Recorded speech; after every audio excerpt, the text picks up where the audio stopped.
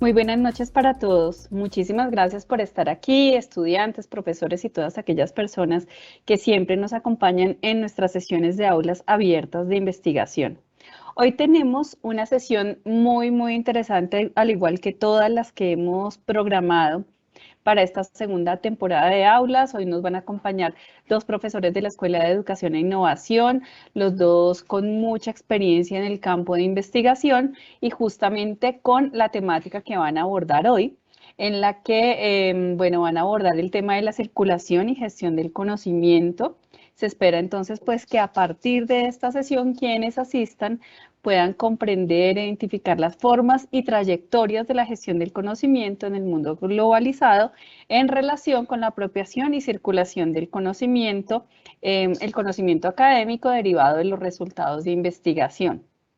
Antes de iniciar y de darle la palabra a los profesores Doriluz González y Nicolás Arias, quiero nuevamente invitarlos, así como cada 8 días, a que por favor al ser compartido el enlace de asistencia, se inscriban para que en esa medida quienes están optando por los créditos de investigación puedan tener allí la trazabilidad para que les sean reconocidos esos créditos. Recuerden muy bien que la asistencia a 4 sesiones les otorga un crédito, la asistencia a 8 sesiones les otorga 2 créditos y la asistencia a la totalidad de las sesiones de aulas, que son 12, les dará 3 créditos. Entonces, bueno, no siendo más, invitarlos a que estén muy atentos, muy pendientes, a que nos acompañen hasta el finalizar la sesión. Recuerden que cerca del cierre se compartirá el enlace de asistencia nuevamente y bueno, también aprovecho para invitarlos a que se queden aquí y que tengan presente que la siguiente semana tendremos nuestra última sesión de aulas abiertas, que será el 29 de noviembre. Así que bienvenidos y bienvenidas, muchísimas gracias. Hoy muy contenta de recibirlos, profe Nicolás, profe Dori, bienvenidos. Adelante, muchas gracias. Tienes el micrófono apagado, profe Dori.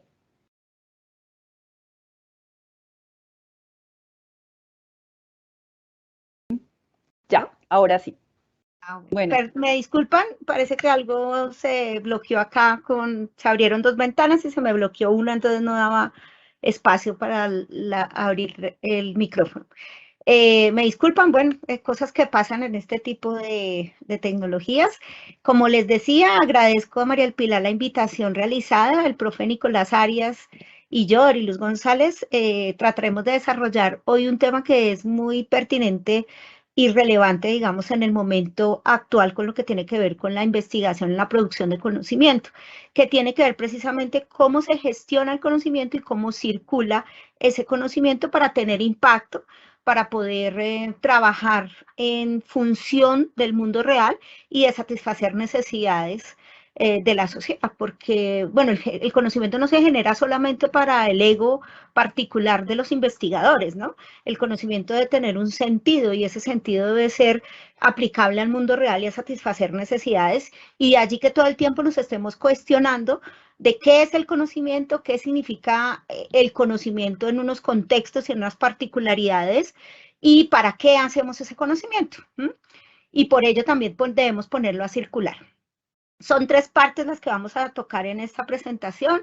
Una primera parte que vamos a hablar de qué es eso de la gestión del conocimiento, a qué nos referimos cuando decimos gestión del conocimiento, abordar cómo se realiza la gestión y circulación del conocimiento, cuáles son esas formas en las que se da la gestión y circulación del conocimiento, para finalizar en un tema que es debate actual en todos los ámbitos investigativos y de generación de conocimiento a nivel global, y tiene que ver con la ciencia abierta, la lucha que se ha hecho desde diferentes lugares, y le digo lucha porque lucha es la palabra para decirlo, ¿no? A algunos no les gusta que use el concepto de lucha, pero las luchas son interesantes porque son disputas que se dan en los diferentes campos, en los diferentes escenarios, precisamente para llevar a cabo posibilidades de construcción de la sociedad, Entonces las luchas son interesantes, a las luchas no hay que tenerles miedo porque esas son las que transforman de una u otra manera los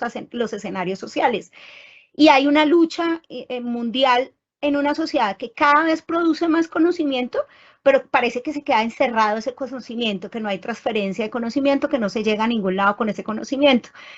Ergo, la idea es plantear a lo largo y ancho del mundo la ciencia abierta, ¿sí?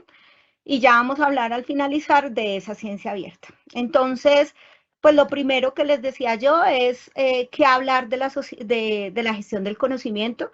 Pues lo primero es que hoy el mismo concepto de conocimiento como tal ya no es algo ahí establecido y puesto y al que nosotros nos acercamos muy en el ejercicio platónico, que está allá el conocimiento y nosotros miramos a ver cómo nos acercamos. No, el conocimiento ahora es más cercano, lo producimos nosotros, se genera dentro de los diferentes ámbitos, se piensan conocimientos múltiples, plurales, no solamente el conocimiento creado desde las grandes sociedades científicas y del método científico o el postmétodo científico, el neométodo científico, sino también desde las posibilidades de las comunidades, de otras formas de construir conocimiento. Eso pues, esa construcción diversa que se da sobre el conocimiento, pues plantea muchas posibilidades en diversos escenarios. Ahora bien, lo que pasa es que sí se han creado sociedades que producen conocimiento y generan un conocimiento que termina siendo más válido y hegemónico frente a otros conocimientos. Esos cambios que trajo, por supuesto, la globalización con las tecnologías, con esas nuevas tecnologías, esos cambios que trajo precisamente con una nueva función social a la universidad. No es que la universidad antes no investigara, es que la universidad ahora tiene como razón de ser también el ejercicio de la investigación. Todas esas nuevas posibilidades pues han hecho una sociedad que produce conocimientos, o por lo menos produce investigaciones que son susceptibles de ser llamadas conocimiento. Y eso ha hecho una proliferación altísima, ¿no? Entonces, también la forma en la que accedemos a ese conocimiento, pues ha hecho que se generen redes y haya unas miradas diversas de cómo podemos acercarnos a ese conocimiento y cómo podemos acceder a ese conocimiento y pues tenerlo, ¿no? Entonces, hoy fácilmente podemos reconocer sobre un tema simplemente abriendo una página web, sea bien una página web científica o no lo sea, y ahí nos acercamos de una manera a la información o al conocimiento, ¿sí? Como los debates puedan plantearse frente a esa categoría, información o conocimiento. Eso ha hecho que algunos teóricos hablen hoy de una sociedad de la información, una sociedad del conocimiento, Castell, bueno, etcétera. Y queríamos como mostrar un poco esas definiciones, ¿no? ¿Cómo sería esa sociedad del conocimiento? Entonces es el aprovechamiento social de los conocimientos en beneficio real de los diferentes sectores de la sociedad. Pues el conocimiento está ahí, como les decía al inicio, para poder satisfacer necesidades y solucionar problemáticas, ¿no? El conocimiento no puede ser esa mirada, esa aura de intelectualidad que se presenta de manera lejana, sino que tiene que estar ahí para el servicio, ¿no? Apropiarse de conocimiento disponible en cualquier lugar del mundo, eso es, por ejemplo, empezar a gestar el conocimiento, hacer gestión del conocimiento, ¿no? Que ese conocimiento circule, que se pueda uno acercar al conocimiento fácilmente, que genere nuevas posibilidades de conocimiento, ¿no? Ese conocimiento el conocimiento es inacabado, ¿sí? Por lo menos esas formas de conocimiento terminan siendo inacabadas, y esa apropiación del conocimiento por otros y por otros y por otros, un poco en el ejercicio de la reflexividad, permite que se mejoren las condiciones del conocimiento, se amplíe, se consolide y se lleven nuevas posibilidades, ¿no? Y pues susceptibles de ser a solucionar problemáticas reales. Y la gestión del conocimiento dentro de ese concepto de la sociedad del conocimiento es aprovechar precisamente eso que se generan en diferentes ámbitos, las universidades, los centros de investigación, en las empresas, porque las empresas tienen gestión del conocimiento y las empresas hacen conocimiento, de ahí que, por ejemplo, toda esa ondanada de Google, Yahoo, etcétera, y aprovechar ese conocimiento que esa misma sociedad ha generado históricamente, tanto los científicos como los otros conocimientos, para seguir ampliando la capacidad que tiene el ser humano de comprender y entender el mundo y a la sociedad misma, ¿no? Y entonces aquí viene algo que es muy interesante, y es que precisamente hoy no estamos en ese campo meramente cientista, donde solamente el conocimiento válido es el que sale de esos lugares, sino que hay otras formas de conocimientos que son igual de válidos. Entonces, ¿cómo miramos ese engranaje de la gestión del conocimiento? Esa gestión tiene que ver con las formas en que cogemos ese conocimiento y lo hacemos, lo potenciamos, ¿no? Lo llevamos a otros niveles, producimos desde ahí otras posibilidades, ¿no? Entonces, lo primero que uno tiene que entender es que el conocimiento lo produce de una u otra manera el ser humano, ¿no? Esa es una característica fundamental.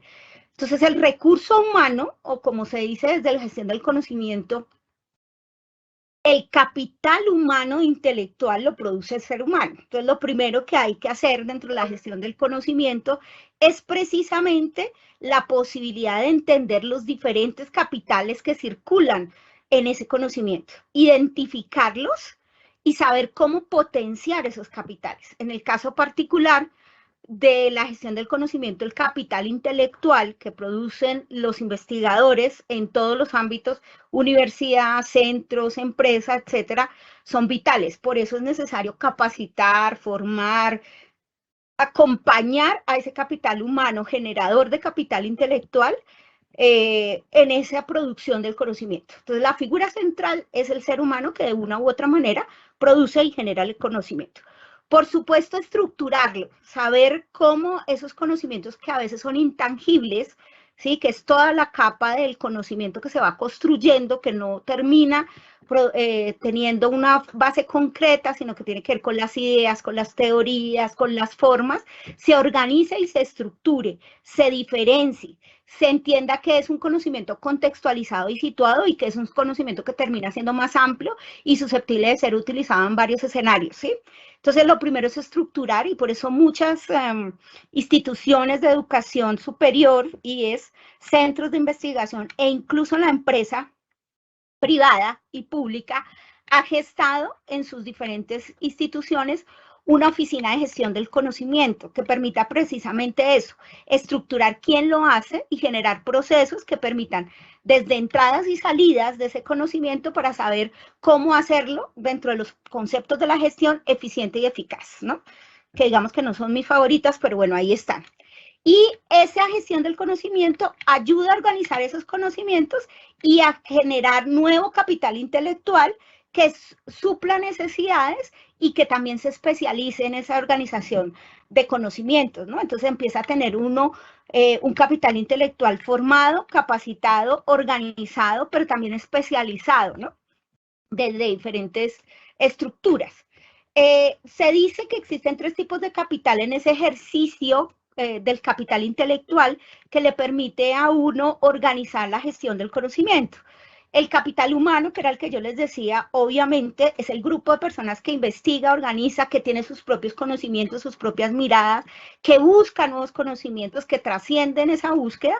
El estructural, que son aquellos conocimientos que irá brindando, por ejemplo, los otros proyectos, y de ahí de la importancia de la ciencia y los datos abiertos, otros proyectos que le puedan aportar, que le puedan servir, que le puedan organizar mejor ese nuevo conocimiento y que por tanto busque proyectar las capacidades de los investigadores mucho más, ¿no? En ese orden de ideas, por ejemplo, el estructural viene a las relaciones con otras instituciones, a la búsqueda de información en otros lugares y por último, eso lleva a que se cree un capital que es el relacional, el de hacer redes con investigadores del mismo campo, con investigadores de otros campos, relaciones políticas, por supuesto, culturales en las comunidades que permitan que ese conocimiento, pues, se consolide, se vaya organizando mejor y estructurando de una manera mucho más clara. Acá hay un esquema que surge de algún proyecto de investigación en el que se organizaba la gestión del conocimiento y entonces decíamos que efectivamente esos capitales se van a crear a través de esa gestión del conocimiento, el capital intelectual, que es el que produce el investigador, que produce el recurso humano, pues se hace a través de la organización y el fortalecimiento de conocimientos que se hace pues obviamente generando capacitación, generando inversión en plataformas que ayudan al investigador a obtener información, a procesar la información, pero también a través de la creación de ese y uso de ese conocimiento, ¿no? La generación de ese conocimiento y qué hago yo después de mi investigación finalizada, cómo circulo ese conocimiento, y entonces se hace a través de diversos dispositivos como las bases de datos que le van a ayudar a uno, ejercicios infométricos, bibliométricos. Por supuesto, los investigadores tienen que crear perfiles como el CBLAC y el ORCID.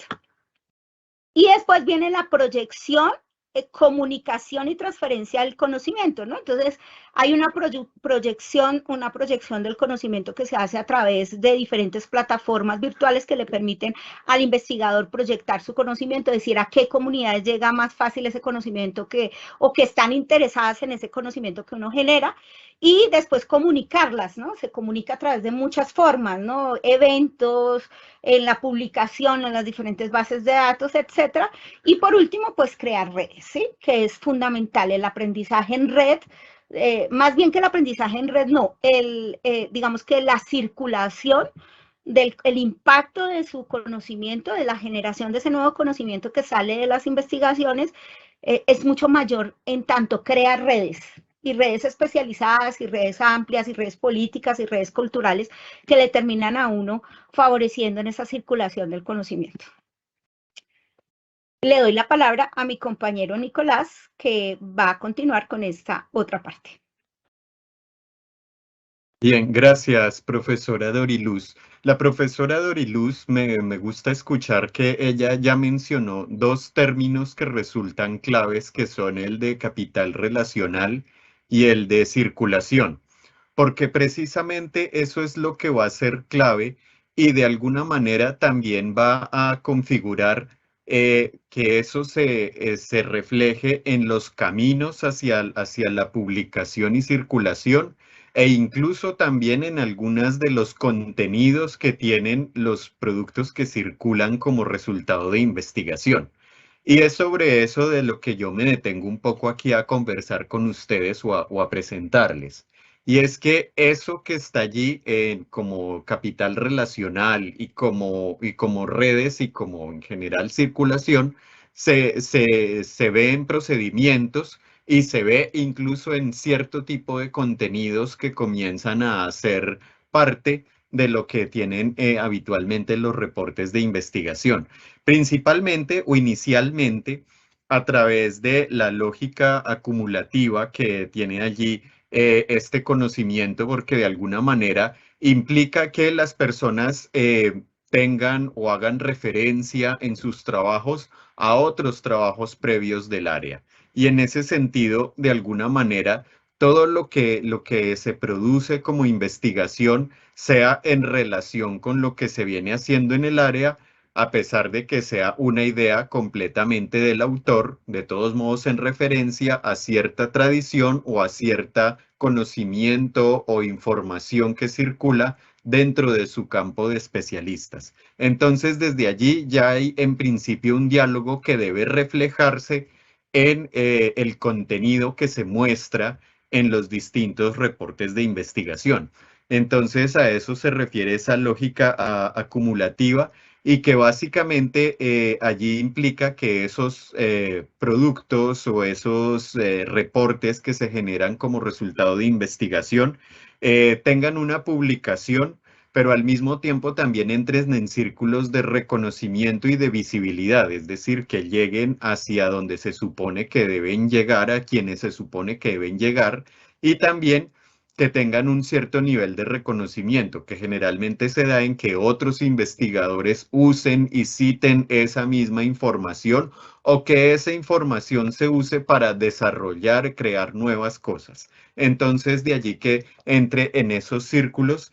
Y por eso también todo este tipo de, o con mucha frecuencia más bien, ese tipo de reportes de investigación entran en un circuito donde entran a entrar a una producción donde también tienen que ser sometidos a un cierto arbitraje por pares, Y allí todo eso como requisito y aval o de alguna manera validación para que ese material, resultado de investigación, llegue finalmente a una publicación, pero una publicación avalada dentro de una fuente reconocida de investigación, generalmente revistas, pero también de otros medios, aunque el más conocido es el de las revistas de investigación sobre los artículos que son resultado de investigación.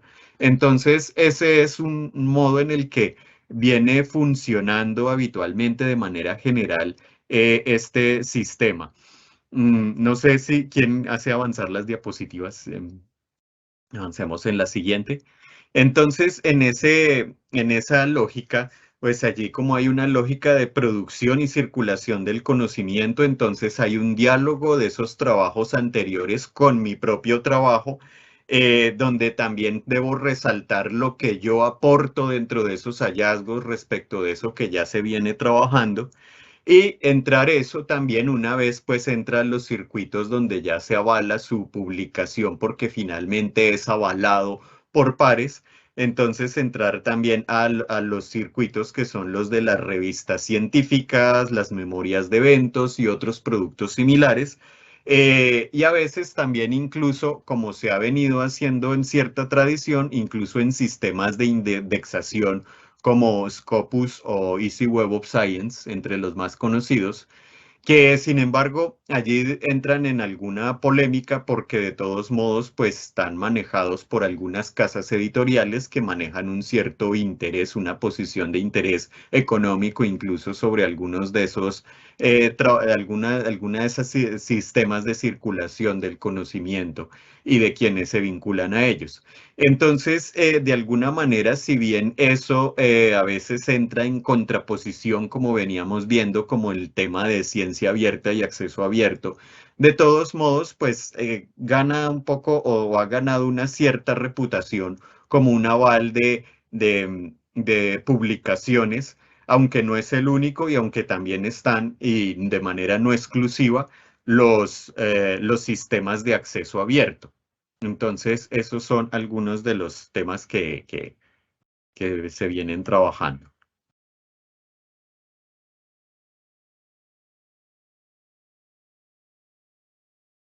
No sé si ustedes me siguen escuchando en este momento. Sí, señor. Sí, sí, señor. Y está puesta la nueva diapositiva, ¿sí? Ok, perfecto.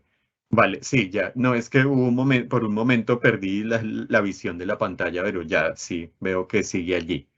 Listo, sí, efectivamente. Entonces, todo esto implica un trabajo en el cual la persona cuando somete su producto, que es resultado de investigación, a publicación, un camino que habitualmente sigue, donde generalmente esos autores del trabajo someten y un comité editorial o encargados editoriales de una publicación, generalmente una revista, dan unos ajustes a hacer para que quepa dentro del espectro de esa revista y en los formatos de esas revistas, para pasar luego a la evaluación de pares académicos, que son quienes finalmente dan un concepto sobre el aval o no de idoneidad de ese tipo de publicación y sobre el cual, sobre conceptos sobre los cuales los editores de las publicaciones pues digamos, toman una decisión sobre la salida o no a publicación dentro de ese canal del material sometido, que de alguna manera es la forma en la que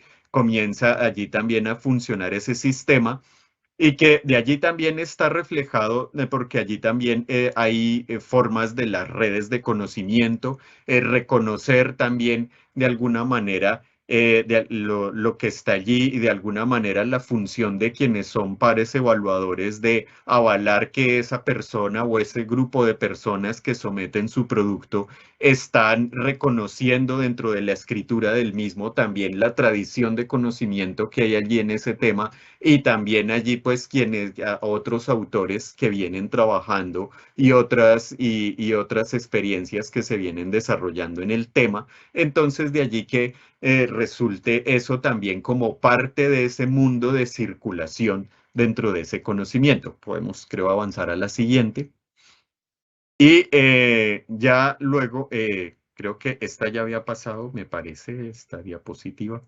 Em, Entonces, ese es podemos, de alguna manera, allí eso, como les decía, también comienza a ser un reflejo o a reflejarse dentro de distintas secciones que tienen escritas en los reportes de investigación. De alguna manera, por eso los reportes de investigación tienen o suelen tener secciones como los antecedentes, donde se muestra allí todo ese camino de investigación previa que se ha hecho sobre el tema.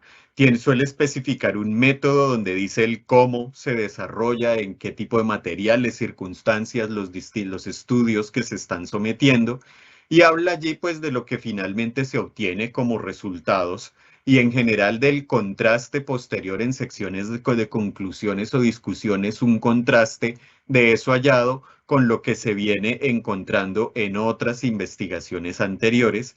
Y entonces allí, en ese sentido, también eso está reflejando dentro del mismo contenido que se suele exigir a este tipo de publicaciones, también ese trabajo en red y el reconocer esa esfera social que hay detrás del desarrollo de cada iniciativa de investigación. Y de alguna manera también allí los investigadores que son quienes son finalmente destinatarios de esta publicación, finalmente pueden darle uso a esto que se produce, porque como bien decía la profesora Doriluz, no son publicaciones solamente por publicar o en principio no se busca eso, sino que alguien las vea, las lea y las use. Y entonces al verlas, leerlas y usarlas, entonces puedan de alguna manera dar crédito a eso en otras investigaciones posteriores que se basan en el trabajo que uno ya publicó y que de eso suele reflejarse en la citación de cuando se cita un trabajo a otro previamente y también en ciertas derivaciones como cuando se genera a partir de algunos de esos trabajos o de un conjunto de trabajos nuevos productos, servicios e incluso prácticas creadas a partir de eso que se desarrolla en las investigaciones y principalmente teniendo como canal de comunicación eso que se reporta y se publica, se escribe y se publica sobre ellas. Entonces, esos textos de reportes de investigación, pues de alguna manera también dan cuenta de esa indagación que se hace allí como indagación empírica de la literatura que hay detrás que soporta esa indagación y de alguna manera llega a distintos canales de publicación como los artículos científicos, los capítulos o libros resultados de investigación e incluso en una buena medida también en algunos productos como las ponencias o presentaciones en los eventos académicos, entre los principales, debido a que se ha diversificado también el mundo de circulación del conocimiento, estos son los principales y más conocidos, aunque también hay otros. Entonces, esos son algunos de los caminos que un poco nos muestran allí ese tipo de trabajos y de alguna manera eso juega con reconocimiento y producción en diferentes partes que tienen los textos allí como de esa red y todo ese tradición que hay detrás de cada trabajo de investigación. También de eso da cuenta el apoyarse en fuentes a través de la citación y la referenciación. También de alguna manera el hacer uso de lo que se consideran como fuentes válidas de consulta. De eso también da cuenta ya algunos procedimientos que utilizan los autores, como por ejemplo todo esto, el hacer un plan de elaboración del texto acomodado a donde se piensa llevar a publicar, a cuál revista o canal de publicación. Entonces, según sus requerimientos, también desde el inicio van acomodando su texto que da cuenta de ese trabajo a ese canal de publicación. Otras estrategias como los resúmenes, también allí que están presentes dentro del contenido, los resúmenes en diferentes idiomas, porque de alguna manera el poder tenerlos en idiomas de mayor circulación como en inglés o en castellano, de alguna manera le da la oportunidad de que así esté escrito incluso en otros idiomas, pueda llegar por algún tipo de referencia a lectores incluso de esos otros idiomas y de allí también pueda extenderse la red que hay allí también a través de la publicación, no solo de la red que tenemos allí de con quienes estamos aliados, sino también la red a través de la lectura y del uso de esos trabajos.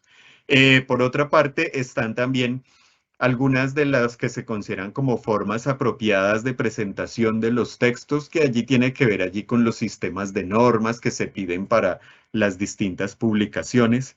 El uso de también basado en esas normas de ciertas herramientas como las herramientas de apoyo a la escritura y gestores de referencia, allí como todo lo que en algunas sesiones anteriores se veía, por ejemplo, Zotero, Mendeley, todo este tipo de herramientas que de alguna manera también ayudan a poder soportar todo ese trabajo de la citación y referenciación, además de poder tener para el investigador fácilmente todo ese crédito de otras investigaciones anteriores que dan contexto y sentido a su propio trabajo. Y además de eso, también las herramientas de control de coincidencias o a veces llamadas, incluso mal llamadas, antiplagio, porque de alguna manera también verificar que toda la escritura que hacemos, pues de alguna manera sea limpia, sea garantizada, que sea de autoría de uno, haciendo correcto uso de las citas, citación, referenciación y manera correcta de escribir lo que es parafraseado y lo que es citado textualmente dentro de los textos que producimos. Entonces, eso también es parte de eso, porque de alguna manera es el respetar esa propiedad intelectual y derechos de autor de otros trabajos previos, es una manera de mostrar apropiación y mostrar que aunque uno tiene las ideas que son propias, uno está teniendo conocimiento de cómo apoyarlas en la tradición anterior o en otros trabajos alrededor del mismo tema. Y de alguna manera eso también da cuenta de trabajo en red más extendida también de la que se da cuenta a través del crédito, por ejemplo, que damos a otros trabajos. Podemos allí avanzar. Entonces, de alguna manera, todo eso, como veíamos, y en síntesis, está representado en partes que ya se reflejan dentro de lo que está en cada reporte de investigación, como lo que aparece en lo que reporta el problema de investigación, generalmente en las introducciones, que da cuenta de un estado de conocimiento del área, es decir, de otras investigaciones previas o relacionadas alrededor del tema. El método, como también de alguna manera el cómo, en qué condiciones se va desarrollando, y en ese sentido también la apropiación incluso de otras herramientas metodológicas que han sido desarrolladas previamente. En los resultados, pues también allí hablar de los distintos recursos que tienen allí, que de alguna manera pues dan cuenta de la elaboración del trabajo, y en la discusión, que comienza a ser un peso muy importante, y varios expertos en cienciometría dan una importancia muy grande a este aspecto de la discusión, porque de alguna manera plantean que allí es donde un autor frente a los evaluadores muestra qué tanta habilidad tiene de poner su propio resultado en relación con el contexto de trabajo que se viene dando en el área a través de otros autores reconocidos y de otros trabajos de investigación que se han trabajado previamente. Y que de alguna manera es algo a lo que hay que poner atención como autores, e incluso desde nuestra misma formación como investigadores también, cuando estamos aprendiendo a desarrollar, escribir, reportar ese tipo de trabajos, saber hacer ese tipo de enlaces que generalmente se incluyen allí en las discusiones. Entonces, ese es uno de los elementos que nosotros tenemos allí. Además también de que da cuenta de eso, como decíamos, pues los distintos créditos allí que se dan a las investigaciones previas que soportan la propia a través de la citación y referenciación, a través de diferentes sistemas que apoyan esa organización de trabajo, su citación y referenciación, como los que están en el ejemplo en la diapositiva: normas IEEE, normas APA, ABNT, Chicago, Vancouver, que existen allí originarias de diferentes áreas, pero sobre las cuales suelen adaptar los requerimientos, por ejemplo, muchas revistas que reciben los artículos, reportes de investigación. Entonces, ese es parte también como de ese sistema de reconocimiento, circulación y redes que vienen allí trabajando y desarrollándose en el tema. Otro aspecto también allí que resulta importante es trabajar sobre lo que son fuentes que se consideran válidas y de mayor reconocimiento dentro de una determinada comunidad para poder ser una fuente válida que uno utiliza dentro del trabajo de uno. Hay algunas que son más directas o tradicionales, como los mismos artículos, resultado de investigación, capítulos y libros, resultados de investigación o libros conceptuales. También hay otros, digamos, ya más extendidos sobre ese criterio, como los informes de documentos de entidades reconocidas por competencia en el tipo técnico en su área. A veces ciertas entidades, por ejemplo, del mundo del consenso internacional o multilateral, como por ejemplo la UNESCO, tienen allí algunos documentos que respaldan allí, se consideran fuente válida, por ejemplo, para el desarrollo de algunos tipos de trabajos. A veces ellos mismos han desarrollado incluso hasta sistemas de evaluación y medición, métricas sobre ciertos aspectos que resultan reconocidos además por su alcance internacional como fuente válida allí de algunos de esos tipos de conocimiento. Las páginas web de entidades oficiales o reconocidas por su competencia de tipo técnico. Allí, por ejemplo, es donde se incluyen ciertas competencias quienes hemos trabajado, por ejemplo, haciendo análisis de temas de país como Colombia. Por ejemplo, ciertas entidades como el Instituto Geográfico Agustín Codazzi o el DANE. Allí, por ejemplo, en temas de datos y en temas de localización y georreferenciación, resultan ser unas fuentes idóneas y muy apreciadas allí sobre ese tema y como las que dan el mejor aval técnico de informaciones en ese campo. Hoy ya, por ejemplo, en donde yo me he movido también más en el ámbito específicamente educativo, sistemas de información como los del Ministerio de Educación o de las bases de datos, por ejemplo, como el sistema de evaluación del ICFES, donde también allí hay otra serie de fuentes allí que se consideran también como fuentes válidas allí de información, además de estas otras tradicionales que estábamos mencionando. También incluyen allí muchas veces las páginas web de organizaciones académicas y también a veces, aunque con menos consenso, otras como los blogs o formatos de organizaciones académicas o de expertos reconocidos en un área, además de las memorias de eventos académicos, también conocidas en inglés como proceedings. Entonces, toda esa parte, digamos, allí, además de eso, a veces también tiene cierto reconocimiento, aunque de pronto más limitado, más como para dar cierto contexto de ciertos temas, incluso a veces la citación de ciertos medios de prensa, allí pues digamos con algunas condiciones, aunque no como fuente principal, sí como a veces, por ejemplo, información de contexto sobre alguna necesidad social o algún tema de coyuntura sobre el cual a veces de pronto se desarrollan nuestros trabajos. Y además de eso, también cuando hay resúmenes en castellano y otros idiomas, como mencionábamos, pues también allí juegan mucho el cómo se organizan en los trabajos los títulos, los resúmenes, las palabras clave, porque las palabras clave, como por ejemplo vimos en algunas partes anteriores, tienen allí alguna relación con cómo se organizan las búsquedas y cómo lo liga uno con ciertas búsquedas. Entonces allí eso resulta siendo muy importante. Que dentro de esas palabras clave, por ejemplo, también tengan eventualmente alguna relación con tesauros de cierto reconocimiento amplio, porque de alguna manera no son solamente palabras creadas por el autor, que también son importantes, sino a veces también como han desarrollado los conceptos ya sobre algunos temas allí dentro de esos tesauros, y de alguna manera pues allí aumentar la probabilidad de que sea ligado dentro de cierto campo de conocimiento el trabajo que uno tiene. Y además de todo eso, pues también todo el trabajo que a veces ayuda y colabora allí, que es trabajo tradicionalmente editorial, pero igualmente muy importante para dar visibilidad, circulación y conocimiento a algunos de los trabajos que publicamos, como la corrección de estilo para que esté en el uso del idioma correcto en el cual están escritos los trabajos, e incluso también cuando se se hace de ellos traducciones para ser publicados en otros idiomas, también adecuadas traducciones técnicas.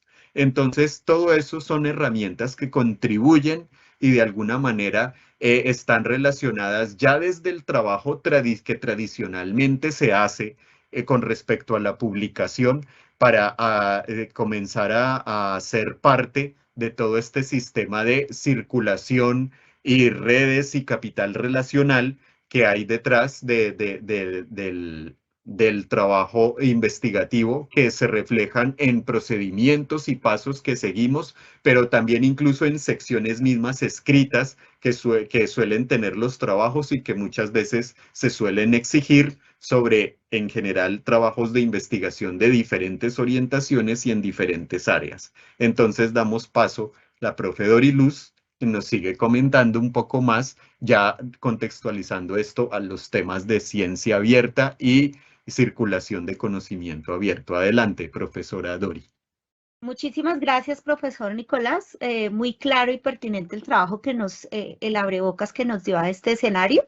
Efectivamente, el profe Nicolás nos señala esa cadena, si lo queremos decir de esa manera, la cadena en que se hace la gestión y la circulación del conocimiento, una cadena que los investigadores poco a poco nos hemos ido adaptando, que fue difícil en algún momento, pero que ya hoy en muchos investigadores y a muchos investigadores nos fluye y nos parece natural y que termina un poco validando el escenario de la generación de conocimiento.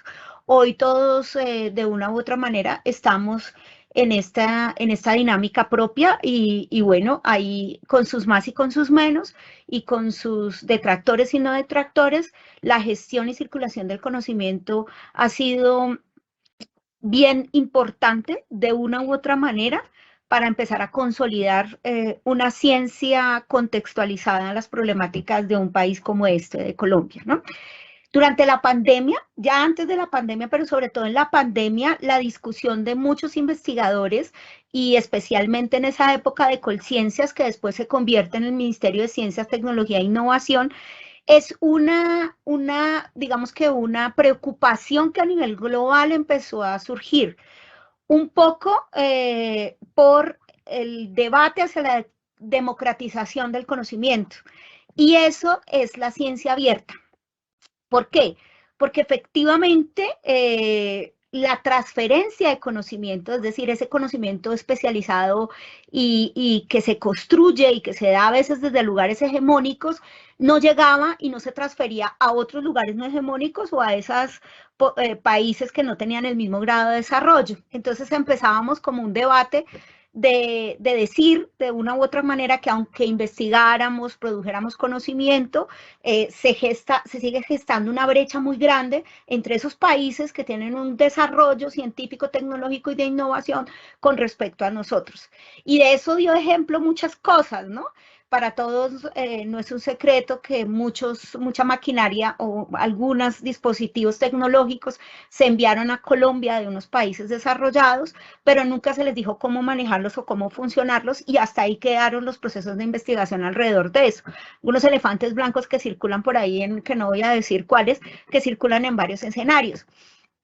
Se empezó a hablar en primera instancia de los datos abiertos, es decir, de estos datos y esa información que bien sirvió de insumo para el proyecto de investigación o fue resultado del proceso de investigación y que serviría para otras investigaciones y para otros procesos. Entonces empieza uno como investigador, qué chévere que pudiéramos tener eso que señalaba el profesor Nicolás, ¿no? Tenemos una base de datos robusta sobre información de niños y niñas, por ejemplo, en el sistema escolar, ¿sí? Si eso si no fuera un dato abierto, es decir, de acceso al público, al ciudadano, pues uno no podría hacer una investigación y ubicarse y localizar y empezar a gestar ciertas dinámicas de prevención de deserción o de solucionar otras problemáticas escolares. Entonces, esos datos abiertos, que son quizás simplemente datos, empiezan a ser valiosos y significativos para los investigadores.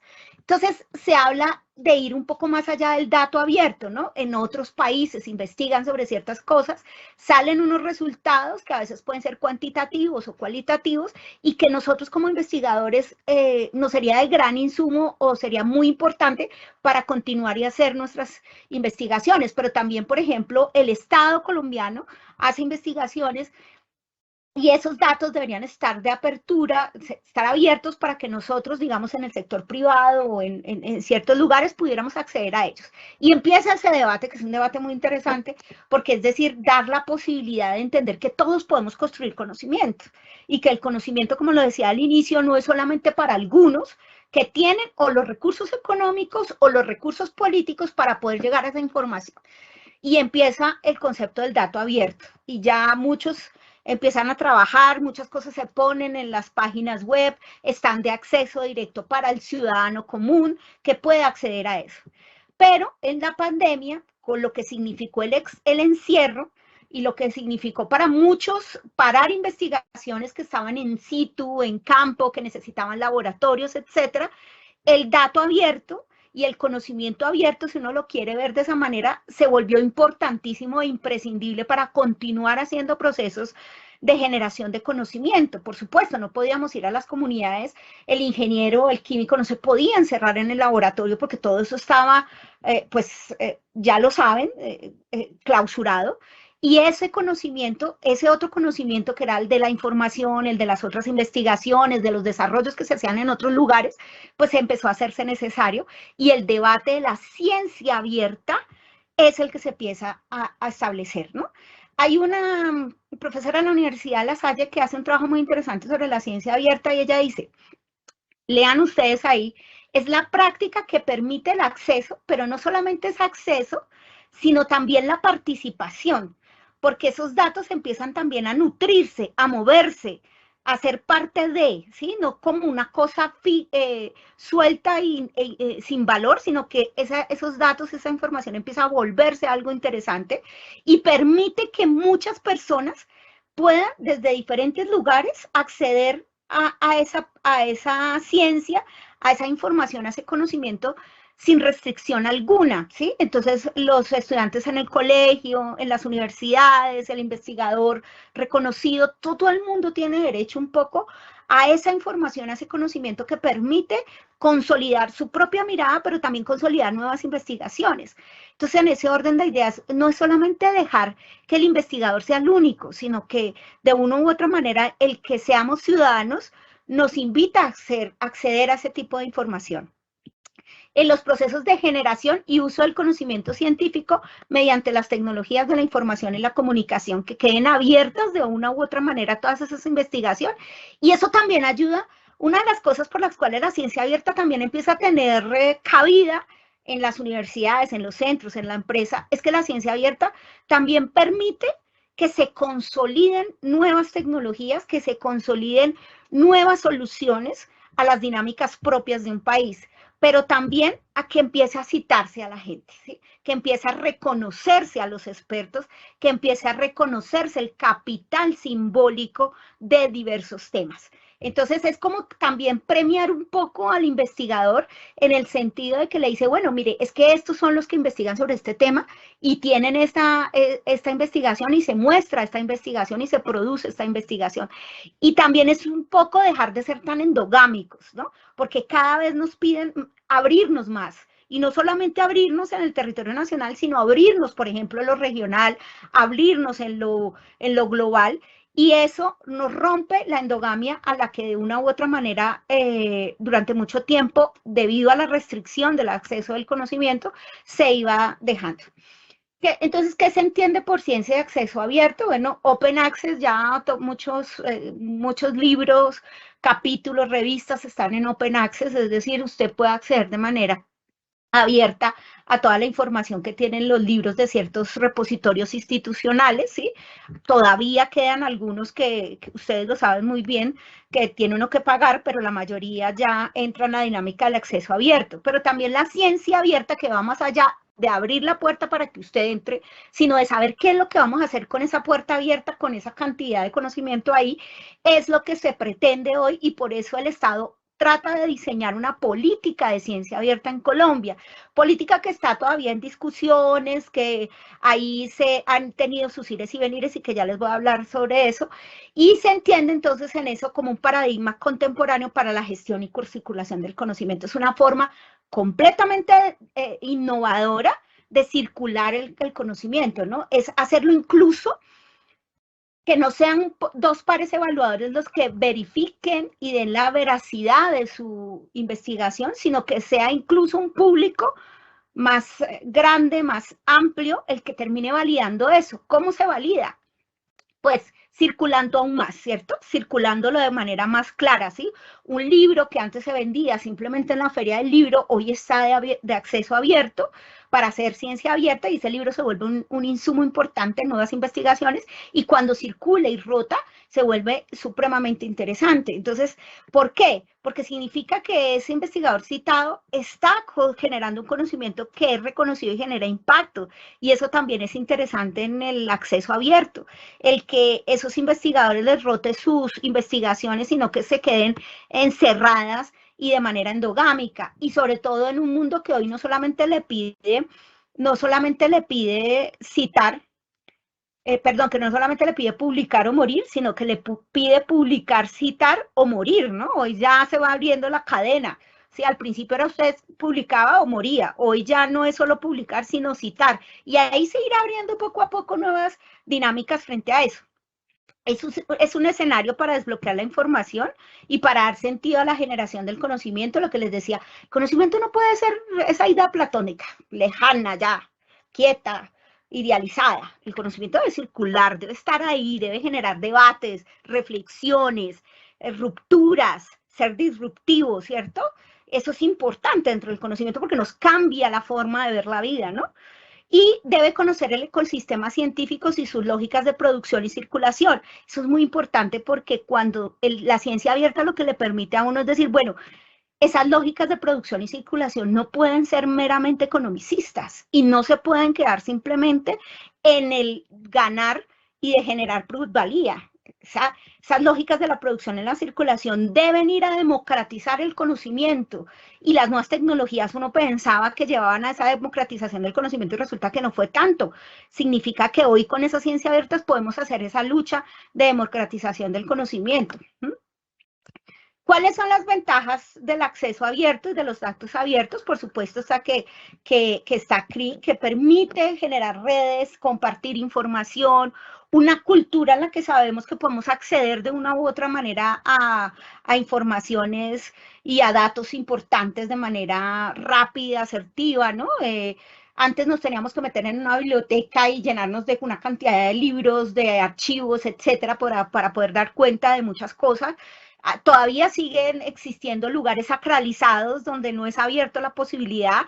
Por ejemplo, lo que tiene que ver con lo histórico, los archivos generales son una cosa que todavía no se accede de una clara manera abierta, como quizás podría hacerse, debate ahí sobre eso, pero ahí está. Se ayuda a preservar el patrimonio científico, que eso es muy importante. Nosotros tenemos que entender que esa generación de conocimiento que se da hoy en el país es un patrimonio científico, es un patrimonio que no solamente es una cosa muerta que se acaba cuando pasa, sino que se constituye en un acervo que va a servir de una u otra manera para que en algún momento esta sociedad progrese de manera clara a la ciencia, al desarrollo de la tecnología.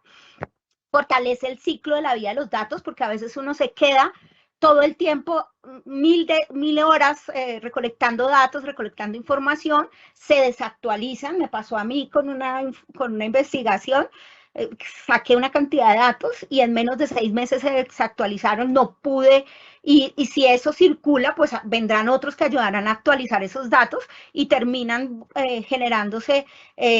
actualizándose de manera casi espontánea y esos datos sirviendo de una u otra manera. Existe todavía el recelo del investigador por su búsqueda de información, por supuesto, porque es que a uno le cuesta, ¿sí? Pero creo que la cultura del acceso abierto es eso, entender que no se le está robando su trabajo, sino que al contrario se está nutriendo su trabajo. y es importante que los investigadores empecemos a entender, a dejar el recelo, ¿sí? Para empezar a construir y generar sinergias interesantes frente a eso. Y pues eso de una u otra manera genera verdaderas comunidades epistémicas. Eso es realmente una comunidad epistémica, aquella que se retribuye de la información, del análisis y de los datos y por supuesto de la ciencia abierta. Pues Colombia, como bien lo sabemos, pues ha ido en ese camino. En Colombia, el señor Giovanni Tarazona, rector de la Universidad Distrital, perdón, ha hecho un trabajo pues, de ir a hacer un debate sobre las políticas de ciencia abierta. El nuevo ministro de Educación, junto al trabajo que están haciendo el Ministerio de Ciencia y Tecnología, pues han hecho también el debate frente a eso. Se hace hacer ciencia, ¿sí? Que son investigaciones patrocinadas por MinCiencias, anteriormente por Colciencias, por las universidades. Eso es uno de los primeros pasos para ir construyendo esa ciencia abierta, ¿no? Primero hacer ciencia, después ir a trabajar sobre los datos abiertos, que se constituyen desde la ley 1712 del 2014, donde se le dice que toda la información pública y gestada desde las instituciones públicas pues debe ser de acceso abierto, porque el ciudadano tiene derecho a acceder a mucha información. Entonces, ahora lo decía el profesor Nicolás, pues, ¿qué haríamos nosotros que investigamos en educación sobre ciertas cosas sin el SNIES, por ejemplo, sobre otras bases de datos, otros datos que nos sirven fundamentalmente? Y esos datos abiertos deben generar acceso abierto a las publicaciones y a la apropiación social del conocimiento, ¿no? Que es la dinámica de MinCiencias en la tipología que dice, bueno, la apropiación social es que usted se genera ese conocimiento, pero usted también lo apropia de manera muy interesante las comunidades, ¿sí? Hay que hacer transferencia de conocimiento y hay que tener acceso abierto a las comunidades diversas a las que nosotros, esas investigaciones deben nutrirles o debe darles un sentido. Entonces, esa apropiación social, por eso se llama apropiación social del conocimiento. Es la comunidad la que se apropia del conocimiento, son los sujetos sociales e históricos y políticos, pero también los colectivos los que se apropian de ese conocimiento, ¿no? Entonces, digamos que esa es la dinámica particular de la ciencia abierta. Aparece una política de ciencia abierta que se gesta desde ese año. Miren que esto todavía está en discusión, todavía está muy, digamos que muy candente el tema de la ciencia abierta en Colombia. Se creó RedCol, que es la red colombiana de ciencia abierta, donde participan una gran cantidad de universidades, más o menos como 68 que ya han generado una ciencia abierta sobre 13.000 o 130.000, ahorita no me acuerdo bien el dato, me lo aprendí, se me olvidó, me acuerdo del 13, no sé si es 13.000 o 130.000 documentos de ciencia abierta entre esta red COL, donde están, por ejemplo, universidades como la Universidad Distrital, la Universidad Nacional, etcétera, haciendo intercambios y ciencia abierta con todo lo que han generado, ¿no? Acá hay algunas ventajas que no me quiero poner a leerlas una a una, que ese documento de la Política Nacional de Ciencia Abierta dice, es importante la ciencia abierta en Colombia por esto. Uno, la misión de Sabios dijo, oigan, hay que democratizar el conocimiento, permitan que todo el mundo llegue, que las comunidades tengan acceso al conocimiento, que tengan acceso a la ciencia, que tengan acceso a las investigaciones. Pero obviamente pues ahí está, miren que una de las fortalezas es fortalecer prácticas éticas, porque no se trata de robarle a los otros, porque el recelo del investigador es muy duro, también de las universidades que han metido dinero en ciertas investigaciones, pues les cuesta mucho que ese dinero que se invierte, otra la pueda coger así de fácil, ¿no? Y dicen, pues que el investigador fueron 2 años trabajando y alguien viene, eso es difícil y es duro, y esos son los debates que se plantean, pero es empezar a tener una cultura de la ciencia abierta y del reconocimiento claro hacia lo otro, lo que genera algunas pugnas, porque ya hemos tenido pugnas muy fuertes de propiedad intelectual precisamente por eso, ¿no? Por la ciencia abierta, ¿no? Se supone que con esto podríamos superar las métricas tradicionales por hacer unas métricas innovadoras, más amplias, que lleguen a otros lugares y que muestren mayor compromiso con la realidad, ¿no?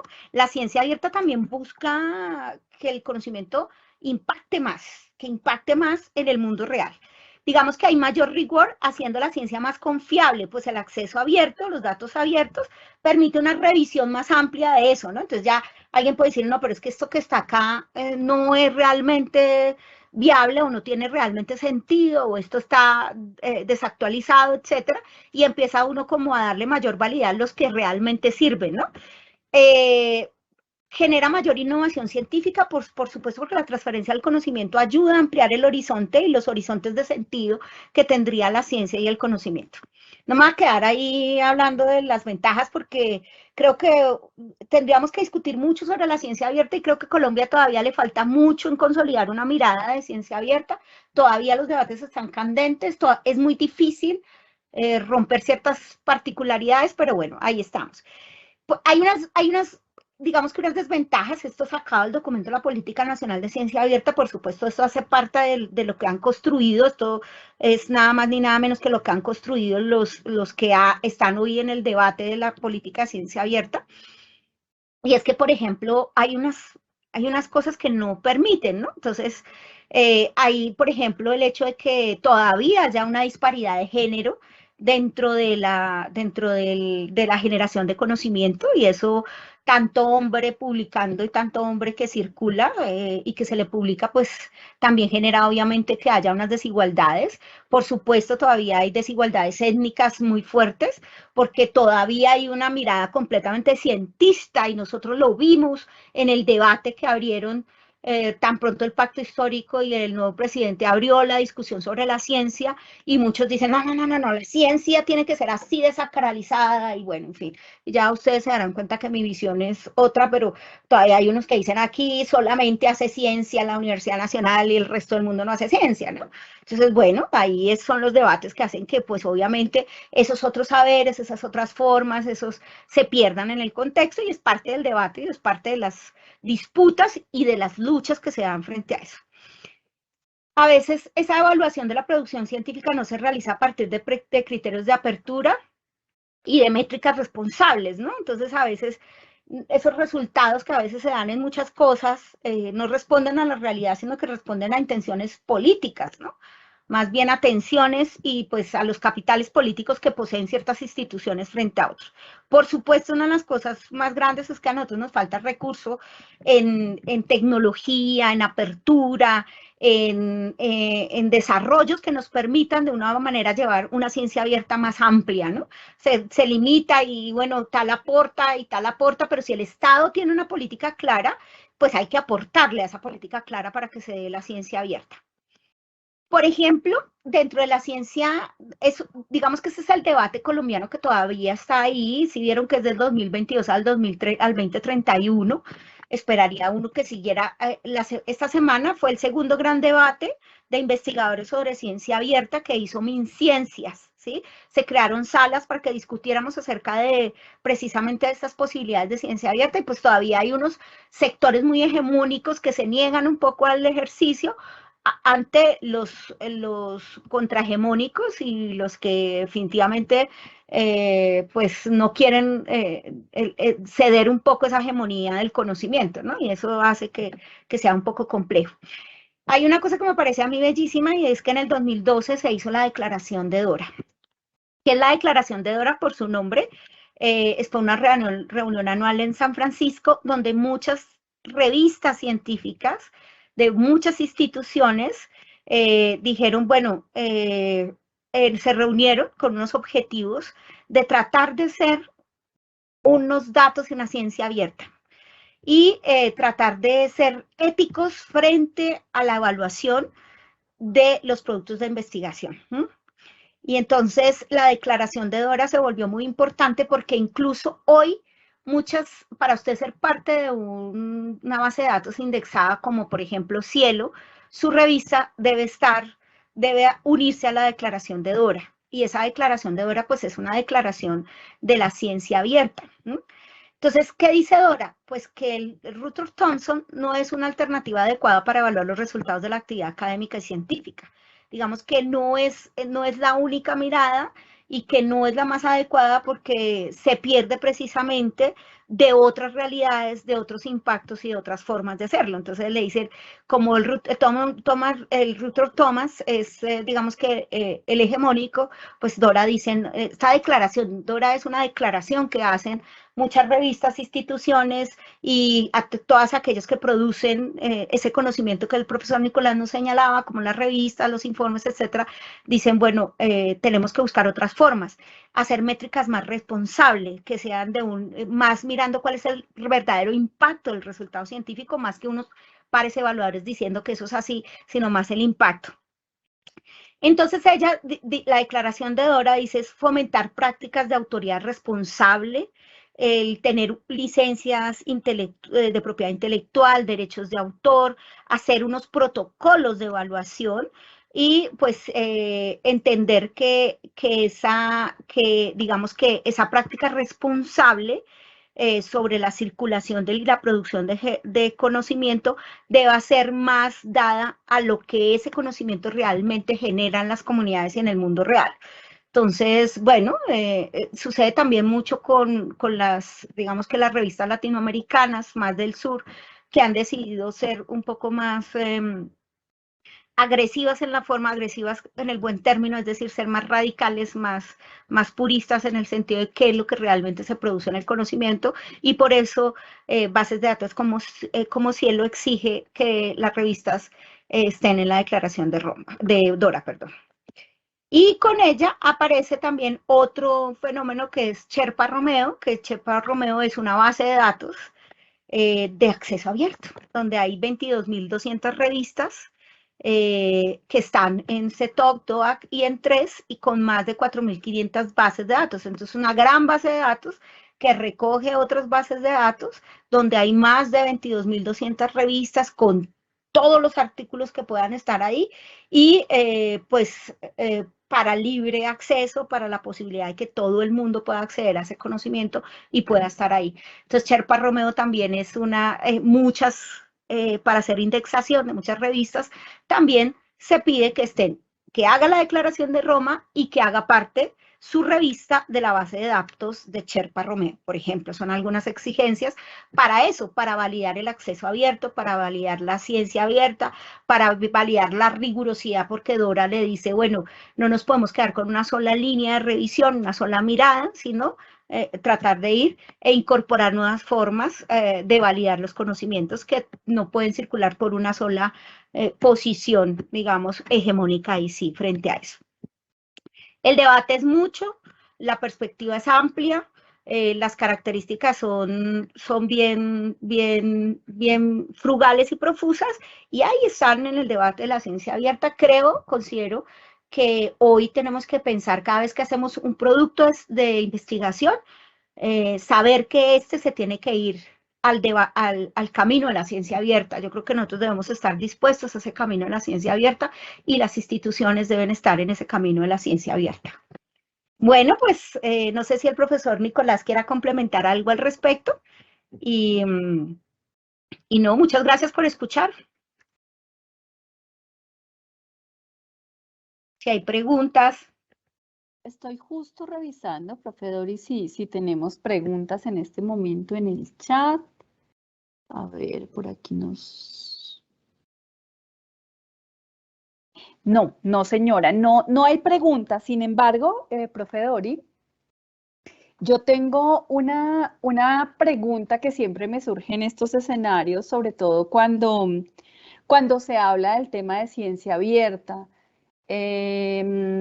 Digamos que esa normativa internacional, de hecho, ya en Europa es efectivo el tema de ciencia abierta, sobre todo por la financiación de los tenure track para los procesos de investigación y porque la mayoría de las universidades, digamos, si no son totalmente públicas, tienen un gran porcentaje de financiamiento de dineros públicos, entonces casi que es una obligación, lo que no sucede pues aquí en el país, ¿no? Tengo una pregunta en relación con el tema de ciencia abierta porque generalmente se relaciona directamente, por ejemplo, con las patentes, con algún tipo de elaboraciones y productos que se generan en el marco de los proyectos de investigación y que justamente eso esté bajo la posibilidad de todos de poder utilizarlos y en fin. Pero hay una cuestión que a mí me llama mucho la atención en el tema de ciencia abierta y que creo que a veces de manera muy tímida en los diferentes escenarios en donde se habla de este tema, de las métricas, las publicaciones, ciencia abierta, en fin, no se aborda. Y tiene que ver con la publicación que se paga, las revistas que cobran altos costos por publicar, la aparición hace varios años de Sci-Hub, por ejemplo, de Library Genesis, y de diferentes grupos que están articulados como red para ayudar a conseguir información. Cuando hablamos de artículos, por ejemplo, que tienen altos costos y pues evidentemente quienes estamos en el ejercicio de investigación, o bien sea porque hemos pasado por un doctorado y requerimos pues la consulta de 100, 200 y más artículos a lo largo de todo ese proceso, quienes lo están haciendo, sencillamente quienes están vinculados ya de manera muy cotidiana en la investigación. Entonces, ¿cómo se ve o desde qué perspectiva, cuál es la lectura mejor que se hace de estos elementos como a la mano del Sci-Hub, de Library Genesis, como lo comentaba, más cuando el discurso que se plantea y casi que es un escándalo cuando uno menciona ese tipo de herramientas en un evento, porque hablan de derechos de autor, ¿sí? Lo que se desconoce es que, o creo que lo que no incluye en el discurso, es que pues no hay tales derechos de autor porque en muchas ocasiones los autores pagan por publicar en esas revistas, los que cobran y se lucran por el pago de esos artículos cuando son descargados son las revistas, pero el autor, que son los investigadores, no recibe sus derechos de autor. Entonces, ahí como en esto que ustedes han preparado hoy, se puede analizar un poco ese fenómeno que acabo de mencionar en el tema de estas rutas o estos atajos para poder llegar todavía a esos resultados de investigación que están siendo todavía de acceso muy limitado para la mayoría de la población en el mundo. El debate de la ciencia abierta, María del Pilar, es un debate muy actual, ¿sí? Es un debate que si bien Europa lo ha venido trayendo hace más o menos 10, 15 años, el debate, por ejemplo, en América Latina es muy actual, el debate, bueno, en Europa es un poco más de más tiempo, ¿sí? El debate, el problema es que nosotros estamos en una dinámica que de pronto no están otros lugares del mundo, ¿sí? Por ejemplo, y que incluso dentro de la región no están dentro de ese debate y en esas dinámicas propias de Colombia, ¿sí? Eso hace que efectivamente lo que nos pasa, bueno, esa es la mirada que yo tengo, ¿sí? No es una mirada clara y establecida frente a eso, pero el problema es que hay unos países, entre ellos Colombia, que tienen una dinámica del conocimiento que se ha ido al camino meramente economicista, ¿sí? De una producción exhaustiva para dar cuenta de unas métricas, para dar cuenta de unos rankings, ¿sí? Cuando eso sucede, las exigencias son muy altas y aparecen estas, digamos que estas fuentes para circular el conocimiento, voy a decirle fuentes para no darle otro nombre, fuentes para circular el conocimiento que terminan siendo pagas, ¿sí? Y esas fuentes pagas pues se lucran de ese ejercicio. Por ejemplo, Dora lo que dice es eso, la declaración de Dora dice eso, rompe, Dora lo que va a decir es, esto no puede existir porque usted no puede explotar al investigador haciéndole, cobrándole por hacer un ejercicio de publicación, pero aún así usted no puede explotar, si quieren, si la palabra es muy fuerte, pues pónganle otro nombre, quizás usted no puede lucrarse del investigador y no puede lucrarse del ciudadano, ¿sí? Que quiere acceder al conocimiento a partir de eso. Eso es lo que dice Dora. Dora le dice, oiga, no, esta dinámica no funciona. El problema es que estamos en una sociedad meramente, por ejemplo, en el caso colombiano, que tiene unas luchas, un campo que tiene unas luchas en las que usted tiene que producir o tiene que producir, porque si no su capital simbólico cae. Y esas disputas llevan a que aparezcan estas dinámicas. Esto no aparecería, es decir, usted no le debería cobrar ni impedir el acceso abierto a esto, si no tendríamos una mirada tan economicista del conocimiento y entendiéramos que el conocimiento debe estar ahí de manera libre y de acceso. Eso es lo que busca de una u otra manera. Yo sé que no estoy dando respuesta a la pregunta, porque eso es un debate un poco más fuerte en el que yo, digamos que todavía no he entrado y que todavía no lo entiendo. Mi comprensión llega desde esa mirada y digamos que cuando participo en las reuniones de ciencia abierta de MinCiencias, se dice de una manera clara. Lo que pasa es que la dinámica del investigador colombiano que pasa en otros países de manera particular a veces es perversa, ¿no? Es una sobreproducción exagerada, ¿sí? No sé, yo le podría preguntar a su merced y al profesor Nicolás cuántos artículos produjeron este año y bueno, me podían decir 10, ¿sí? Y uno dice, pues madre, eso es una sobreproducción tenaz, pero tienen que hacerlo circular y para poderlos hacer circular a veces esto es lo que termina uno recogiendo para hacer ese ejercicio de circulación. Creo que ahí es donde ese concepto de lo contrahegemónico empieza a tener un sentido en lo que tiene que ver con el conocimiento y por eso mi respuesta va desde ese punto de vista. Cosas como Sherpa Romeo, como las revistas que se han metido en Sherpa Romeo y las declaraciones de Dora, permiten que esto vaya perdiendo esa fuerza y se entienda que todo el mundo tiene derecho a acceder al conocimiento y que los investigadores no pueden pagar después de hacer un proceso de investigación tan fuerte, no pueden pagar porque su producto circule y circule en las más altas esferas. El investigador tiene derecho de que se circule en todos los continentes y que tenga la posibilidad de ser, que ese conocimiento acceda en África, en China, en la India, sin que le cobren por ello, sin que le exploten su trabajo, ¿sí? Y eso sería lo que yo podría responderte frente a eso, porque yo sé que esto es un debate más profuso y pues mucho más claro y que lo que sí creo es que eso tiene que ver con una característica meramente económica y la plusvalía que hoy del conocimiento se quiere dar. Y yo termino con esto. El conocimiento antes no generaba tanta rentabilidad como genera hoy. Y cuando algo genera rentabilidad, pues su dinámica se va frente a eso, a generar más rentabilidad. Y por eso estas declaraciones, estas bases de datos y esta mirada puede parar eso, puede parar esa posibilidad de generar y generar más ganancias alrededor de ello. Yo sé que no hay respuesta, María Pilar. No sé si el profe Nicolás quiera terminar un poco con el debate. Bueno, a mí me parece allí un poquito sobre el tema que la cuestión viene acerca de nuestros mismos sistemas de trabajo en los cuales nos movemos como investigadores. ¿Por qué? Porque creo que desde ahí es de donde parten unas cosas, desde por qué nos pagan a nosotros por nuestro trabajo. Y yo creo que desde allí yo siempre he manejado una postura y es que nuestra universidad, nuestro centro de investigación, entidad interesada que nos ha contratado, debe pagarnos nuestra labor, pero el producto debe ser disponible y abierto.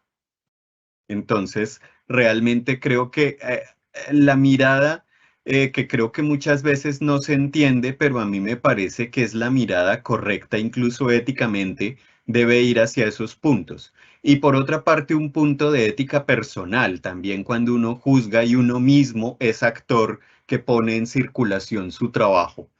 Que, por ejemplo, en algún caso yo lo tuve una vez que tuvimos un proyecto, lo de nuestro trabajo provenía de un proyecto financiado por el ICFES, que es una entidad que maneja presupuesto público, y entonces por eso siempre cuando estábamos en el momento de publicar nuestros resultados de la investigación, mi postura inamovible siempre fue, tiene que ser en una fuente de acceso abierto, porque eso proviene de una financiación del dinero público de Colombia.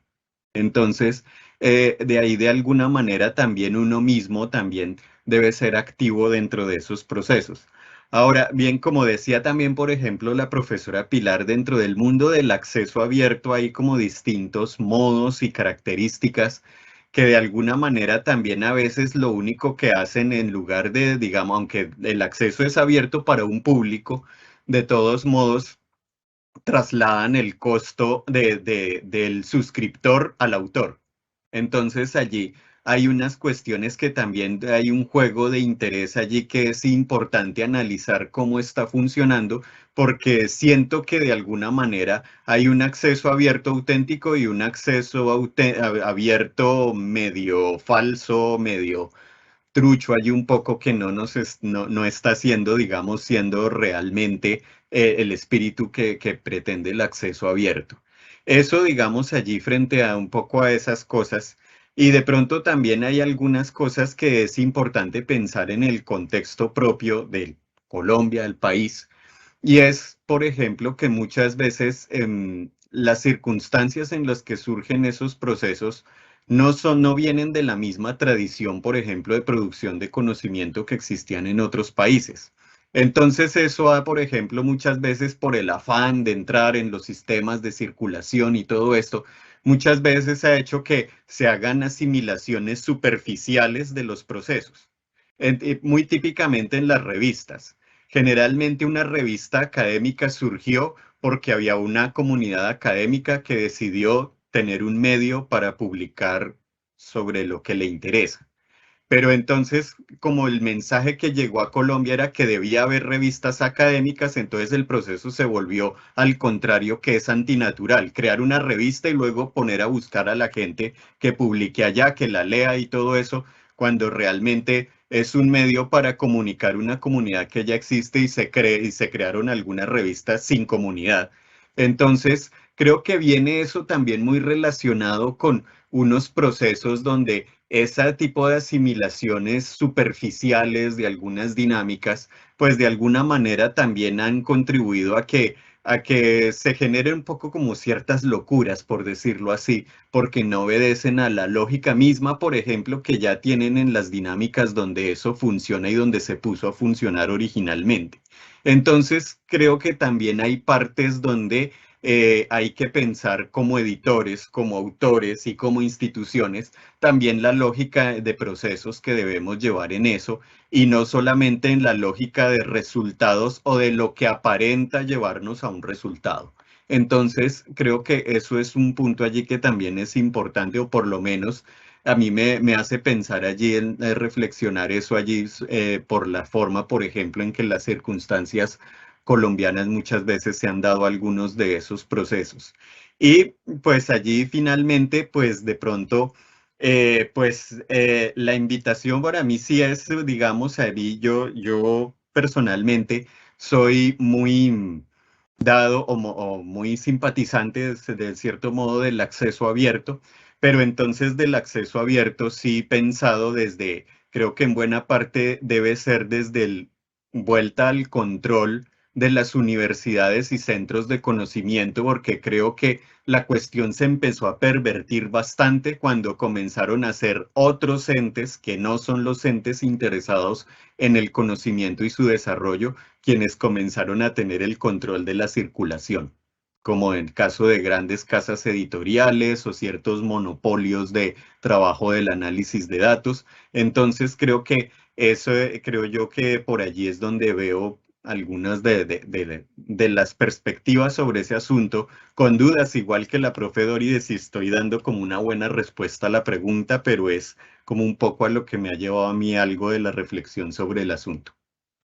Bien, aquí hay una pregunta en el chat que nos hace María Gloria en relación con algo que creo que también siempre nos llama mucho la atención, ¿no? Por esa necesidad, pues también de publicar y de estar allí. De hecho, son ellos quienes lo buscan a uno, ¿no? De repente uno abre el correo y encuentra una invitación a hacer una publicación extendida de repente de una presentación a un congreso que uno haya hecho y en fin. Ella pregunta por qué pasa con las revistas predadoras en cuanto a la circulación del conocimiento. Ustedes, desde esto que nos acaban de contar, ¿cómo ven este tema? ¿Cómo ven que se puede de alguna manera mitigar, controlar, alfabetizar inclusive, ¿no? O sea, uno escucha eventualmente colegas que caen en ese, justamente pues por toda la dinámica de la publicación, en fin, y pues revistas que terminan, por las que terminan pagando para su publicación, pero que no resultan indexadas. Y entonces, ¿ustedes cómo ven este tema de las revistas predadoras y lo que nos comenta aquí la profesora María Gloria? Yo creo que es un poco lo que hablábamos hace un rato, ¿no? Yo creo que es en el mismo camino. O sea, para mí eso existe en tanto nosotros hemos gestado una dinámica perversa real a la misma producción y circulación del conocimiento, ¿no? Ellas nacen porque pues, a nosotros nos exigen publicar. Yo sí creo que eso no tiene otra vuelta de hoja, ¿no? Sí. Nosotros tenemos que publicar como locos, publicar y ser citados ahora, y pues ellas están ahí para ofrecer eso, y llegan ahí y sacan eso. Es una dinámica perversa, es una dinámica propia de lo económico en lo que atraviesa el sentido de la producción y generación del conocimiento. Identificarlas no es fácil porque al principio uno sabía que uno no tenía que pagar para publicar y la dinámica de Simago no se había cimentado y bueno, al principio uno simplemente miraba la base de datos de Publindex y decía, bueno, esta es la revista indexada en ABC y uno iba en la dinámica de hacerlo. Poco a poco se dieron cuenta estas editoriales depredadoras que efectivamente podían hacer ese tipo de actividades poco éticas y se fueron metiendo en las bases de datos de acceso abierto y metiéndose en estas dinámicas y jugando un poco con la inocencia de muchos investigadores que emocionados abrían su correo y veían una invitación a publicarse, que al principio, hace unos 7, 8 años, la gente, ay, es que me invitaron de no sé qué. Después se ha dado cuenta uno que ahí detrás había una mirada meramente de negocio. Eh, Podríamos decir que es un negocio innovador y reírnos al respecto, pero lo cierto es que eso responde al ejercicio meramente economicista de la realidad del conocimiento. Yo soy una de las que nunca participo en nada que tenga que ser pago. Yo sé que tengo que traducir mis artículos y tengo que pagar por una traducción de unos artículos, pero yo soy de las que no creo en pagar para que me publique, ¿sí? Pero bueno, son miradas particulares que uno tiene y lo que dice el profesor Nicolás son apuestas. Y también uno como investigador debe hacer sus propias apuestas. Y creo que ahí es el camino para poder entender que las editoriales depredadoras van a seguir existiendo en tanto la realidad perversa de la sobreproducción esté dada en estos escenarios. Ahí, profe Dori, muchas gracias. Un tipcito. A mí continuamente, por ejemplo, me llegan ese tipo de comunicaciones y lo que hago inmediatamente es remitirme a Saimago JR para con el ISSN de la revista o el título de la revista poder identificar si efectivamente pues es una fuente o un journal que está indexado y bueno, que es legítimo en relación con ello y pues evidentemente también siempre apostándole a la publicación no paga, que ese comentario también lo quería hacer en relación con lo que comentaba el profesor Nicolás y tiene que ver con esa apuesta que se hace por publicar en revistas de no pago, pero también garantizar que sean doble vía, ¿no? Es bien interesante porque muchas de las revistas que tienen acceso abierto de los artículos, muchas de ellas, no todas, pero muchas de ellas le cobran al autor por publicar y justamente muchas veces algunas de ellas al tener o sea, justamente cobran para hacer que el artículo quede en acceso abierto. Entonces hay que hacer como el doble filtro, la doble revisada, para que justamente podamos garantizar como ese ejercicio en donde vamos a publicar en donde no pagamos y que a su vez también pues nos genere de alguna manera cierto tipo de posibilidades también de poder poner en circulación el conocimiento, ¿no?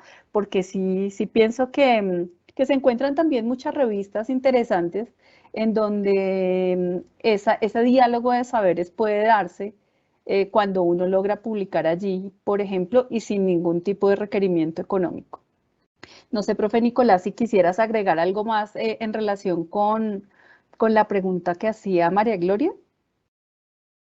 Sí, yo creo que básicamente tiene que ver y creo que coincido al menos en parte con algo de lo que decía la profe Doriluz, en el sentido también de una alfabetización que uno debe hacer allí sobre esos temas, que incluso yo creo que parte también como de un sentido básico allí, como de ese dicho popular de que de eso tan bueno no dan tanto. Entonces, cuando vienen ofertas tan demasiado atractivas, al parecer, de la nada, ya es sí importante sospechar, porque si uno no es una persona top y no es una persona que incluso haya ganado una visibilidad, una alta citación, que lleguen ofertas tan generosas, ya puede ser un motivo de sospecha. Entonces, allí creo que también uno debe, como en principio, moverse con buen juicio frente a eso. Y por otra parte, pues también yo considero que la publicación es importante, pero es importante de pronto no tanto como responderle como un requerimiento, sino que sea parte del proceso mismo que tiene el desarrollo de la investigación. El mismo desarrollo de la investigación, como no viene solo, sino que viene de un contexto de trabajos alrededor del mismo tema, pues de alguna manera ese trabajo responda a eso, y entonces comience a intercambiarse en espacios, y que de allí, de ese intercambio, surja como de manera natural esa publicación, y de allí también pues su circulación dentro de ese círculo. Y allí pues uno, pues digamos en ese mismo sentido, así como se crea esa relación relativamente formal de citar, de también dar crédito y todo eso, como en cierto grupo de autores donde uno empieza a aparecer también, eso sea también una oportunidad, y allí valga el uso de recursos como ResearchGate y todo esto, de comenzar a generar otro tipo de vínculos allí con esas personas, a veces de los vínculos menos formalizados, pero que también resultan útiles, porque allí permiten, por ejemplo, conversar, y de allí entre nosotros circular, que hay unas ciertas publicaciones que ya detectamos que parecen tener prácticas predatorias o no éticas, y allí desde nosotros mismos, desde nuestro mismo poder de colectivo, comenzar a bloquear eso, porque de alguna manera ellos viven de un público, y si ese público no está, pues su práctica no puede ser. Entonces, creo yo que la manera como yo me aproximo al tema puede ser un poco desde esa vía. Bien, pues muchísimas gracias por esa, no solamente la presentación tan clara y amplia que nos hicieron en relación pues con el tema de la circulación y gestión del conocimiento, sino pues estas claridades también que en última se convierten en orientaciones, en tips, en algún tipo de consejos para quienes estén pues en este momento ya generando algún tipo de publicación, o tengan en mente o lo estén estructurando, haciendo, como lo mencionaba en algún momento el profesor Nicolás, su esquema para orientar y proyectar ese trabajo. Una sugerencia que creo que también se ha hecho en otras sesiones tiene que ver con esa revisión juiciosa de la revista para poder estructurar el artículo en ese sentido, o el documento en ese sentido, y que a su vez también esa revisión de la revista incluya más criterios, ¿no? De inclusión y exclusión. Esa inclusión en términos de que no se tenga que pagar y que sea de acceso abierto, que pues que nos permita también poner en circulación eso que hemos venido trabajando, pues que de repente con la periodicidad que tiene pues no sea favorable para tener mayor oportunidad de publicar allí, y pues seleccionar una revista que en sus índices de rechazo pues no sea tan alto, para que tengamos oportunidad, y tener en cuenta todos estos elementos también como con mucha lupa, revisando que no sean revistas predadoras, y bueno, todo esto que ustedes nos comentan tan valioso para justamente este ejercicio. Pues yo quiero agradecerles, darles un aplauso grande, y pues decirles que siempre las aulas están pues abiertas para que ustedes nos puedan compartir todos estos saberes que han venido desarrollando en su ejercicio como investigadores. Muchísimas gracias, profesora Dori y profesor Nicolás, por esta presentación, por esta claridad que nos hacen. A los asistentes quiero recordarles que la asistencia ya está en el chat.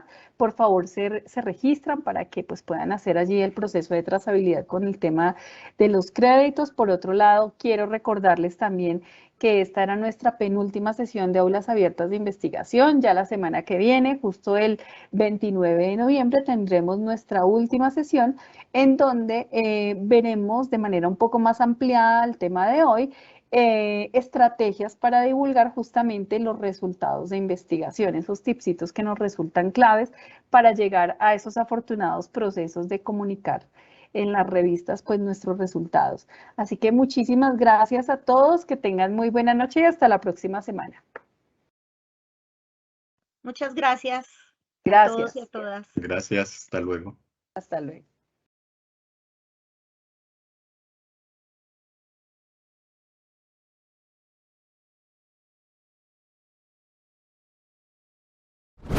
Politécnico Gran Colombiano.